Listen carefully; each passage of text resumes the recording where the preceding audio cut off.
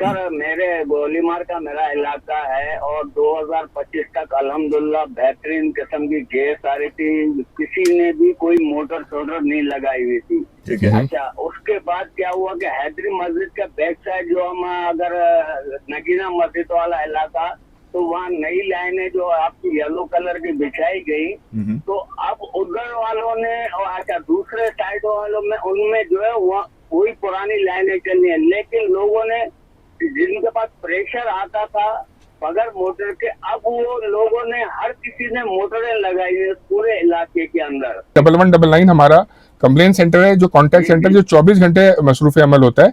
वो हमारे सारिफीन की जो शिकायत आती है उस पर दर्ज की जाती हैं और उसको फिर इजाला किया जाता है। तो आप अपनी एक काम जरूर कीजिए कि आप अपने कस्टमर नंबर के साथ कंप्लेन करवाइए 1199 पे। वो कंप्लेन नंबर भी बेग साहब को भेजिए अपने नंबर के साथ। आपका नाम मैंने नोट करिए, नाजिम दरवेश साहब। और फिर मैं वो अपनी जो रिहेबिलिटेशन डिपार्टमेंट है उसको वो कंप्लेन आपकी फॉरवर्ड करके और फिर मैं खुद फॉलो अप करूंगा उसका।